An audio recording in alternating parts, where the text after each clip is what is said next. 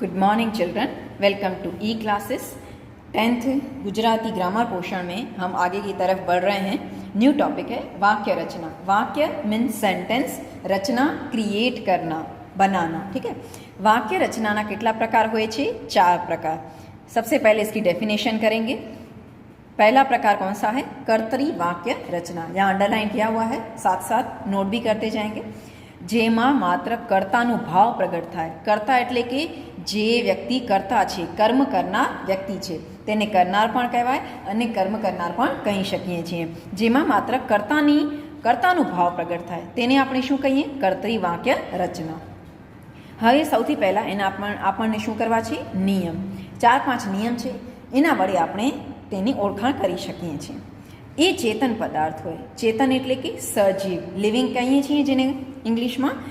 જે કરતા છે તે કેવો હોવો જોઈએ? ચેતન હોવો જોઈએ, એટલે કે અચેતન કે નોન લિવિંગ ન હોવું જોઈએ। ક્રિયા પર જેનું નિયંત્રણ હોય, એટલે કે તે પોતાની મરજીથી, પોતાની ઈચ્છાથી, કે એને ખબર હોય કે મને કઈ ક્રિયા કરવી છે, કઈ ક્રિયા નથી કરવી, એના કંટ્રોલમાં હોવી જોઈએ। જેની ઈચ્છાથી ક્રિયા અસ્તિત્વમાં આવે, એટલે કે તે પોતાની ઈચ્છાથી, પોતાની મરજીથી ક્રિયા કરતો હોય। ક્રિયા માટે જેની જવાબદારી હોય, એ કરતાં પોતે જવાબદાર હોય કે હા, મેં આ કર્મ કર્યું છે કે મેં આ ક્રિયા કરી છે, મારા લીધે જ આ ક્રિયા ઊભી થઈ છે કે उत्पन्न થઈ છે। सबसे सिंपल में सिंपल यदि वाक्य रचना देखा जाए तो ये है कर्तरी वाक्य रचना। जेमा मात्र शेनी ओळखाण करवी छे? आपणने कर्तानी ओळखाण करवी छे के कर्तानो भाव प्रगट थाय। फर्स्ट एग्जाम्पल, सुनील निबंध लखे छे। अब यहाँ पे जो करता है, प्रश्न पूछा जाए निबंध कोण लखे छे, तो આપણે જવાબમાં લખશું સુનિલ નિબંધ લખે છે। તો જે સુનિલ છે તે શું કહેવાશે? कर्ता। टॉपिक क्या है? कर्तरी वाक्य रचना। डेफिनेशन फिर एक बार देख लेंगे। જેમાં માત્ર કર્તાનું ભાવ પ્રગટ થાય। ઓકે, તો અહીંયા કર્તા કોણ છે? સુનિલ। સુનિલ નિબંધ લખે છે। તો અહીંયા પ્રશ્ન પૂછવામાં આવે નિબંધ કોણ લખે છે, તો આપણે જવાબમાં કહીએ સુનિલ। તો સુનિલ અહીંયા શું છે? કર્તા। એટલે કે જે કર્તા છે એની નીચે આપણે અંડરલાઈન કરતા જશું। છોકરો પાણીમાં કૂદ્યો, પોતાની મરજીથી કૂદ્યો। પાણીમાં કોણ કૂદ્યો? પ્રશ્ન પૂછવામાં આવે તો છોકરો। એટલે કે કઈ જગ્યાએ સંજ્ઞા આવશે, કોઈ જગ્યાએ સર્વનામ પણ આવી શકે છે। અહીંયા છોકરાનું નામ નથી બતાવ્યું, છતાં છોકરો શબ્દથી ખબર પડે છે કે તે ચેતન વસ્તુ છે, એટલે કે લિવિંગ છે। સરિતા શાળા જઈ રહી છે। પ્રશ્ન પૂછવામાં આવે શાળા કોણ જઈ રહી છે, તો આપણે કહીશું સરિતા। મોહન સાયકલ ચલાવે છે। કોણ સાયકલ ચલાવે છે? મોહન। રાકેશ ગૃહકાર્ય કરે છે। કોણ ગૃહકાર્ય એટલે કે હોમવર્ક કોણ કરે છે? રાકેશ। તો આ જે 5 વાક્યમાં સૌ પ્રથમ શબ્દ છે સુનિલ, છોકરો, સરિતા, મોહન, રાકેશ, આ બધા શું છે? કર્તાનું ભાવ પ્રગટ કરે છે। तो आवा वाक्य शू कहवाशे? कर्तरी वाक्य रचना। ओके, सबसे इजी में इजी टॉपिक ये समझ में आ चुका। अब हम बढ़ेंगे सेकंड प्रकार की तरफ। सेकंड प्रकार कर्मणी वाक्य रचना। कर्म शब्द थी खबर पड़े छे, जेमा कर्म ऊपर वधारे ध्यान आपवामां आवे। कर्तरी जे कर्ता करनार छे, कर्म करनार छे ते, अने कर्म एटले के जे क्रिया थई रही छे एनुं इम्पोर्टन्स वधारे आपवामां आवशे। सेकंड प्रकार कर्मणी वाक्य रचना, जेमा कर्तानुं महत्व घटाडीने हवे कर्तरी वाक्य रचना अने कर्मणी वाक्य रचना एकबीजाना शुं कहेवाशे? अपोजिट कहेवाशे। कर्तरी वाक्य रचनामां कर्तामां ध्यान वधारे आपवामां आवतुं हतुं, ज्यारे कर्मणी वाक्य रचनामां कर्तानुं महत्व घटाडवामां आवशे, ज्यारे कर्म उपर वधारे भार आपवामां आवशे। ओके, साथे साथे कर्तानुं नाम होवा छतां तेमां कर्ताना लक्षणों धरावता न होय। कर्तानुं नाम तो हशे ज, कारण के जे कर्म करे छे ते कोई ने कोई कर्ता तो हशे, पण कर्तानुं महत्व ओछुं हशे, ज्यारे कर्मनुं महत्व वधारे हशे।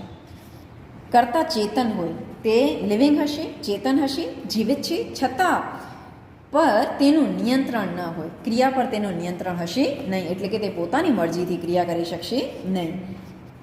તે કરવા માટે તેનું કોઈ પ્રયોજન ન હોય। પ્રયોજન એટલે કે ઉદ્દેશ્ય, ગોલ જેને આપણે કહીએ તેને કહેવાય એમ। તેનું ઉદ્દેશ્ય હશે નહીં, પોતાનું ઉદ્દેશ્ય કોઈ ન હોય, અને ત્યારે કર્મણી વાક્ય રચના થાય છે। કર્મણી વાક્ય રચનામાં અભિન્ન રૂપથી શું જોડવામાં આવે છે? પ્રત્યય જોડવામાં આવે છે. હવે પ્રત્યય શું હોય છે તે આપણે 9મા ધોરણમાં એટલે કે 9th સ્ટાન્ડર્ડમાં પણ કરી ચૂક્યા છીએ. પ્રત્યયના 2 ભાગ હોય છે, એક હોય છે અનુક અને બીજો હોય છે નામયોગી. પ્રત્યયના કેટલા ભાગ? અનુક અને નામયોગી. હવે બેની પરિભાષા આપણે જોઈ લઈએ. અનુક, જે શબ્દ સંજ્ઞા અથવા સર્વનામની સાથે જોડાઈને લખવામાં આવે. एक बार रिपीट कर रहे हैं डेफिनेशन, 9th में भी आप कर चुके हैं. અનુક કોને કહેવાય? જે શબ્દ સંજ્ઞા એટલે કે નાઉન અથવા સર્વનામ એટલે કે પ્રોનાઉનની સાથે જોડાઈને જ લખવામાં આવે છે, એટલે કે તે અલગ લખવામાં આવશે નહીં, તેને આપણે શું કહીએ? અનુક કહીએ છીએ. ओके, फर्स्ट एग्जाम्पल करेंगे तभी हमें अच्छे से समझ में आएगा. बाए मने 5 रुपया आप्या. अब मान लीजिए ए शब्द है, उसे हम हटा देते हैं. सिर्फ हम क्या बोलेंगे? बा मने 5 रुपया आप्या. मीनिंगफुल सेंटेंस नहीं है. इसे मीनिंगफुल करने के लिए हम क्या लिख रहे हैं? ए. बाय મને 5 રૂપિયા આપ્યા. એ શબ્દ જ્યારે આપણે જોડીએ છીએ ત્યારે જ તે અર્થપૂર્ણ એટલે કે મીનિંગફુલ વાક્ય બની શકે છે. બા મને 5 રૂપિયા આપ્યા નહીં, બા એ મને 5 રૂપિયા આપ્યા. તો જે એ શબ્દ છે તે શું કહેવાશે? અનુક. ઓકે, બા સંજ્ઞા અથવા સર્વનામ સંજ્ઞા કહી શકીએ છીએ. સંજ્ઞાની જગ્યાએ જેને ઉપયોગમાં લાવવામાં આવે તેને આપણે કહીએ સર્વનામ. તો ડેફિનેશનના એકોર્ડિંગ સંજ્ઞા અથવા સર્વનામની સાથે લખવામાં આવે. તો અહીંયા બાની સાથે આપણે શું લખ્યું છે? એ. ઓકે, મારાથી ભૂલ થઈ ગઈ. થી શબ્દને હટાડી નાખીએ, મારા ભૂલ થઈ ગઈ. ના, તે મિનિંગફુલ વાક્ય નથી. તેને અર્થપૂર્ણ વાક્ય બનાવવા માટે આપણે શું લખીએ છીએ? થી. મારાથી ભૂલ થઈ ગઈ. તો જે થી શબ્દ છે તે સર્વનામની સાથે લખવામાં આવ્યું છે. માતાજીને શાકભાજી જોઈએ. માતાજી શાકભાજી જોઈએ? ના. પ્રશ્ન વાક્યમાં શું કહે છે? માતાજીને શાકભાજી જોઈએ. તો સંજ્ઞાની સાથે ને લખવામાં આવી છે, તે શું કહેવાશે? અનુક. फोर्थ एग्जाम्पल, मोहनना वस्त्र आपो. सपोज हम ना शब्द को हटा देते हैं. मोहन वस्त्र आपो. ना, मोहनना वस्त्र आपी दो अथवा आपो. तो जे मोहन છે તે શું છે? સંજ્ઞા એટલે કે નાઉન છે, એક વ્યક્તિનું નામ છે, તેની સાથે ના શબ્દ લખવામાં આવ્યું છે. ના, નું. હવે અનુક કયા કયા છે? કયા કયા શબ્દો અનુક તરીકે વાપરવામાં આવે છે તે આપણે જોઈ લઈશું. ના, નું, નો, ની, એ, માં, થી. આવા શબ્દો શું કહેવાય? અનુક કહેવાય. ओके, અને संज्ञा અને સર્વનામની સાથે જ લખવામાં આવે છે. नामयोगी, जब तक आप ये अनुक और नामयोगी 2 प्रत्यय नहीं समझ लेंगे ना, तब तक आप कर्मणी वाक्य रचना नहीं बना पाएंगे. तो फिर हम एक बार इसको देख लेंगे. नामयोगी. नामयोगी परिभाषा, જે શબ્દ સંજ્ઞા અથવા સર્વનામથી જુદા લખવામાં આવે છે. અનુગની પરિભાષા શું હતી? એનાથી સાવ અપોઝિટ પરિભાષા કોની છે? નામયોગી. અનુગમાં જે શબ્દ સંજ્ઞા અથવા સર્વનામની સાથે લખવામાં આવે, જ્યારે નામયોગી જે શબ્દ સંજ્ઞા અથવા સર્વનામથી અલગ લખવામાં આવે તેને શું કહેવાય? નામયોગી. હવે નામયોગીના કયા કયા શબ્દ છે તે આપણે જોઈ લઈએ. લીધે, પાસે, વડે, દ્વારા, સિવાય, अंदर, बाहर, ऊपर, नीचे, नजीक, ये सारे शब्द क्या हैं? नामयोगी. एग्जाम्पल्स, बा पासे सामान छे. अब पासे शब्द हटा दें. बा सामान छे? ना, बा कोई सामान छे? ना, ते तो एक जीतो व्यक्ति छे के जागरूक व्यक्ति छे, चेतन व्यक्ति छे. बा पासे सामान छे. तो आ वाक्यने अर्थपूर्ण बनावा माटे आपणे कयो शब्द जोड़ी नाख्यो? पासे. तो डेफिनेशन में हमने किया नामयोगी जे संज्ञा अथवा सर्वनामથી જુદા લખવામાં આવે. તો બાની સાથે પાસે નથી લખ્યું, પણ બા એટલે કે સંજ્ઞાથી અલગ લખવામાં આવ્યું પાસે શબ્દ. તો પાસે શબ્દ શું કહેવાશે? નામયોગી. મારા સિવાય બધા લોકો હાજર રહેશે. મારા બધા લોકો હાજર રહેશે? ના, મારા સિવાય બધા લોકો હાજર રહેશે એટલે કે હું હાજર રહું નહીં. ઘરની બહાર સફાઈ થઈ ગઈ છે. તો બહાર શબ્દ શું છે? નામયોગી. હું તમારા લીધે આગળ વધી શક્યો. હું તમારા આગળ વધી શક્યો? ના, તમારા લીધે એટલે કે તમારા કારણે જ હું આગળ વધી શક્યો છું. એટલે કે તમે મહેનત કરી કે મને સહાયતા કરી એટલા માટે હું આગળ વધી શક્યો. આ સાધન વડે તમે જલ્દી કામ કરી શકશો. નેક્સ્ટ સેન્ટેન્સ, આ સાધન તમે જલ્દી કામ કરી શકશો? ના. અર્થપૂર્ણ બનાવવા માટે આપણે કયો નામયોગી ઉપયોગમાં લીધો? આ સાધન વડે. વડે એટલે કે દ્વારા. આ સાધનની સહાયતાથી વડે તમે જલ્દી કામ કરી શકશો. આ ખુરશીની નીચે શું છે? પ્રશ્ન પૂછવામાં આવે આ ખુરશીની શું છે? ના, આ ખુરશીની નીચે શું છે? તો આ જે બધા શબ્દો છે નીચે, વડે, લીધે, બહાર, સિવાય, પાસે, આ બધા શબ્દો શું છે? नामयोगी. प्रत्यय क्या होते हैं ये समझ लिया. अब हम आगे की तरफ बढ़ते हैं. सकर्मक क्रिया. હવે કર્મણી વાક્ય રચના બનાવવા માટે કે તેની ઓળખાણ કરવા માટે બે પ્રકારની ક્રિયાનું આપણે એનાલાઇઝ કરશું કે તેનું વિશ્લેષણ કરશું. હવે તેમાં सकर्मक ક્રિયા અવશ્ય આવશે. सकर्मक ક્રિયા શું હોય એ સમજી લઈએ. કર્મ એટલે કે કર્તાની ક્રિયા. કર્મ ક્રિયા એક જ વાત છે.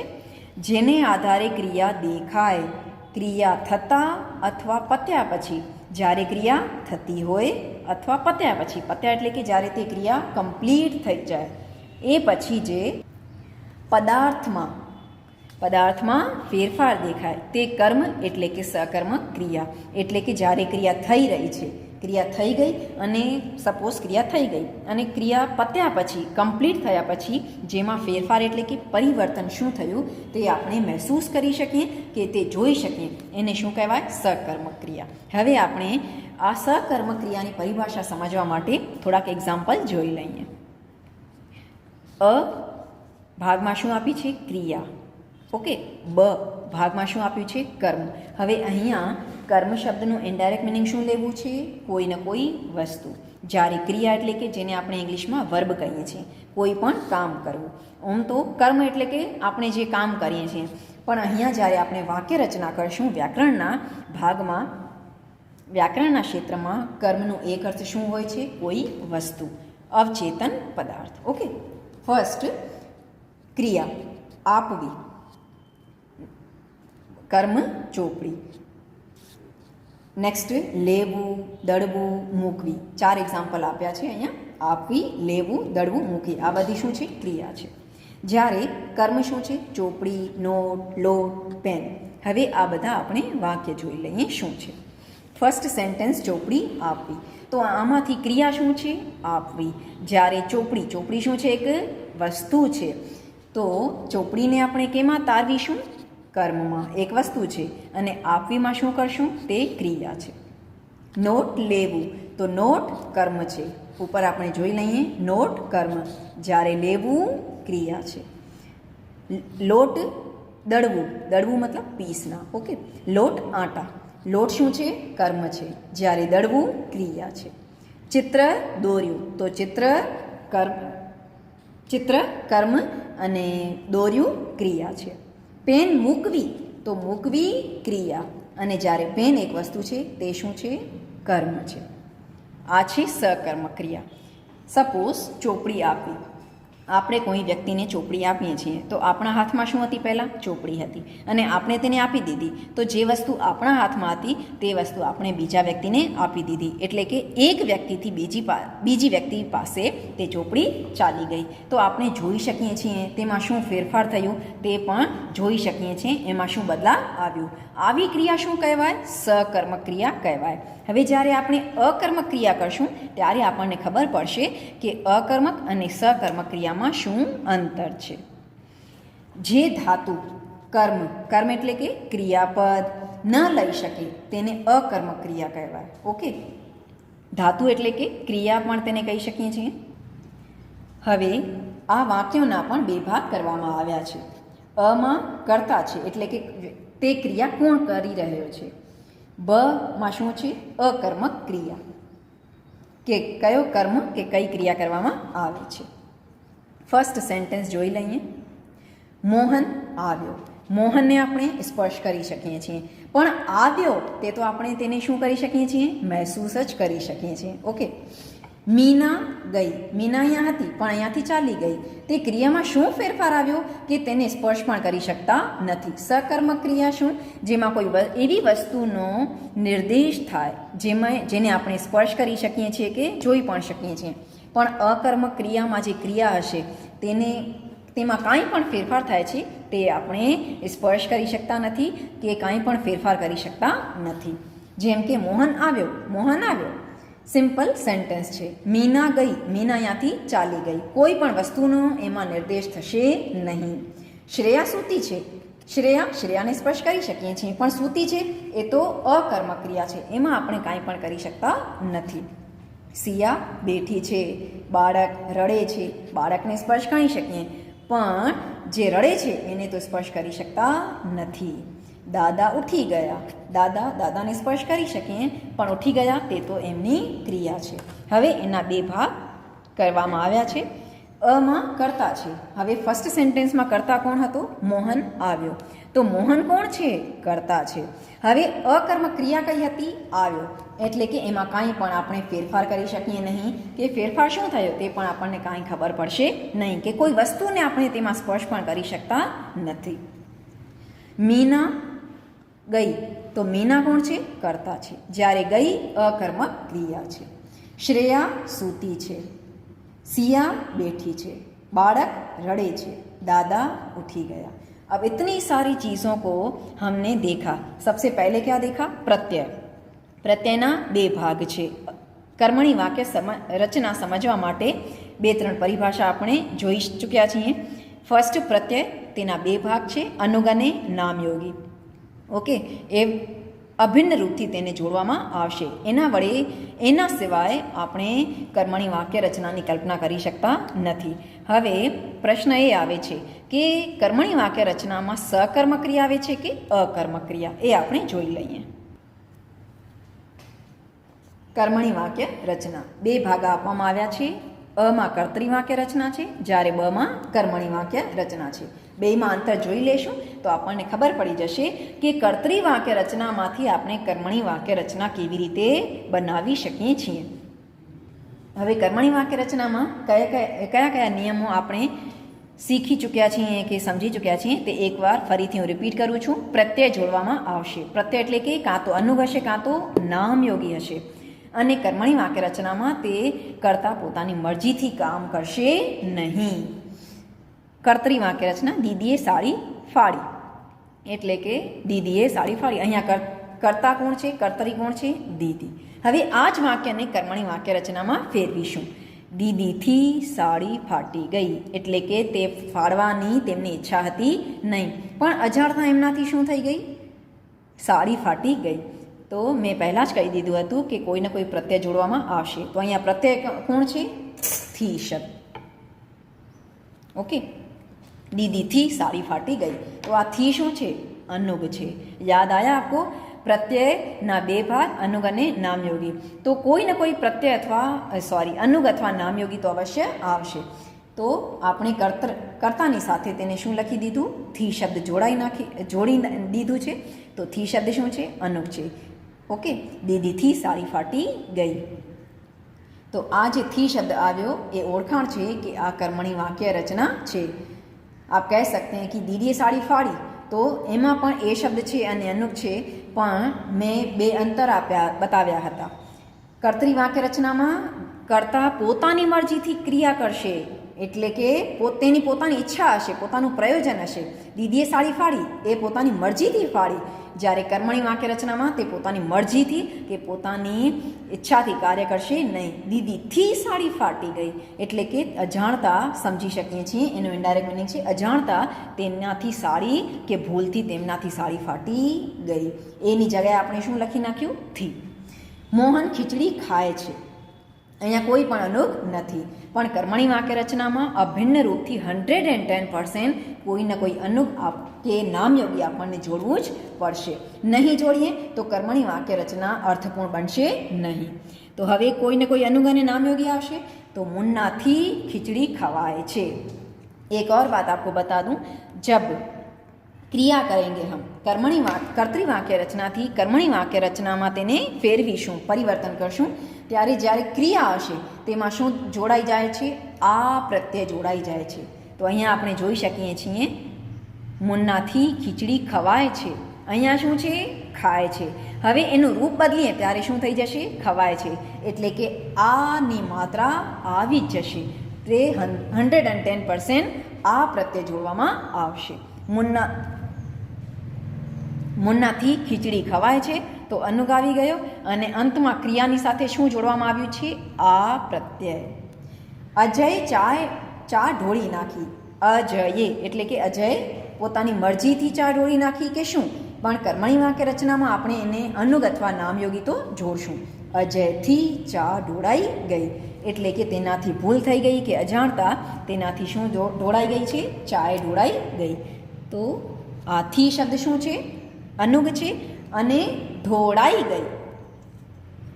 ળની સાથે શું કઈ માત્રા છે? આની માત્રા. એટલે કે આ જે આ છે આની માત્રા છે તે શું છે? પ્રત્યય છે.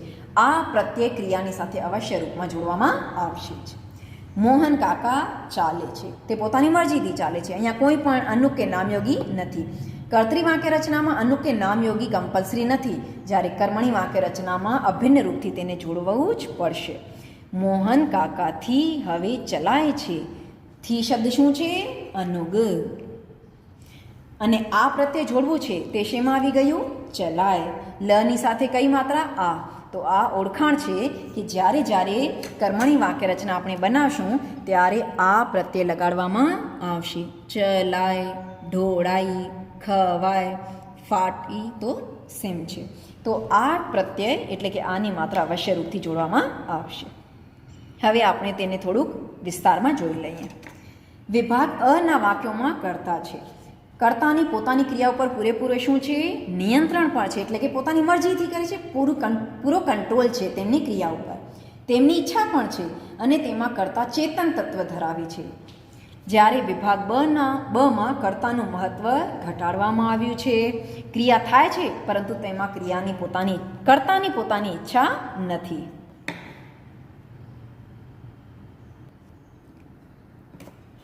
કર્મણી વાક્ય રચનામાં અભિન્ન રૂપથી કોઈને કોઈ પ્રત્યય એટલે કે અનુગ અથવા નામયોગી જોડવામાં આવે છે. આ બધી વાતો, આ બધા નિયમો આપણને ધ્યાનમાં લેવાના છે. ત્યારે જ આપણે કર્તરી વાક્ય રચનામાંથી શું ફેરવી શકશું? તેને કર્મણી વાક્ય રચનામાં ફેરવી શકીએ છીએ. સાથે જ ક્રિયાપદનું રૂપ બદલાઈ જાય છે. તેમાં આ પ્રત્યય જોડાઈ જશે. એટલે કે જ્યારે પણ ક્રિયા લખીએ આપણે ત્યારે કયો શબ્દ જોડાઈ જશે? આ. એટલે કે આની માત્રા અલગથી લખવાનું નથી, આ પણ આની માત્રા જોડાઈ જશે क्रियानी साथे. फॉर एग्जाम्पल आगे हमने ये कर लिए, वापस हम एक बार कर लेते हैं. चाले तो चलाए. आगे किए थे एग्जाम्पल. फाड़ी फाटी, खाए खवाए, ढोड़ी ढोड़ाई. ये एग्जाम्पल हम आगे भी कर चुके हैं. एक बार वापस देख लेते हैं इनको. पीछे भी किए हमने, वापस आगे देख लेते हैं. फाड़ी तो फाटी गई, क्रियाનું રૂપ બદલાઈ ગયું. ખાય તો ખવાય, એટલે કે ક્રિયાની સાથે આનું સ્વર જોડાઈ જ જશે. ઢોળી ઢોળાઈ, ચાલે ચલાય. આ બધી વાતો ધ્યાનમાં રાખવાની છે. એકવાર ફરીથી હું આ બેયમાં શું અંતર છે તેને રિપીટ કરું છું. કર્મણી વાક્ય રચનામાં અભિન્ન રૂપથી કોઈને કોઈ પ્રત્યય જોડાશે. કયો પ્રત્યય? અનુગ અને નામયોગી. અનુગ અને નામયોગી કયા કયા છે તે આપણે જોઈ ચૂક્યા છીએ. અને સાથે સાથે બીજો નિયમ કયો યાદ રાખવાનો છે? ક્રિયાની સાથે આ શું જોડાઈ જશે? આ પ્રત્યય જોડાઈ જશે, એટલે કે આનું સ્વર આવશે જ. ત્રીજો નિયમ છે તે સકર્મક ક્રિયા હશે. જેવી રીતે દીદીથી સાડી ફાટી ગઈ, તો જે સાડી વસ્તુ છે તેને આપણે સ્પર્શ કરી શકીએ છીએ. તે ફાટી ગઈ તેને પણ આપણે જોઈ શકીએ છીએ કે દીદીએ સાડી ફાડી તો ફાટી ગઈ, તે ક્રિયામાં શું બદલાવ આવ્યું કે ફેરફાર થયું તે પણ જોઈ શકીએ છીએ. મુન્નાથી ખીચડી ખવાય છે, તો જે ખીચડી શબ્દ છે તેને આપણે સ્પર્શ કરી શકીએ છીએ. રાઈટ. અજયથી ચા ઢોળાઈ ગઈ, તો ચા તે પણ સકર્મક ક્રિયા કહેવાશે. કાકા હવે મોહન કાકાથી હવે ચલાય છે. મોહન કાકા તેને પણ આપણે સ્પર્શ કરી શકીએ છીએ. એટલે કે આ બધી ક્રિયાઓ શું છે? सकर्मक क्रिया कहवाशे. तो ये थे हमारे दो प्रकार, कर्तरी वाक्य रचना और कर्मणी वाक्य रचना. पार्ट 2 में जो हम करेंगे वो होंगे दो और प्रकार, पार्ट 2 में करेंगे. ओके बेटे, आई होप आपको समझ में आ चुका होगा. अच्छे से सारे के सारे नियमों को देखेंगे, दोनों में क्या डिफरेंस है उनको भी देखना है. Thank you.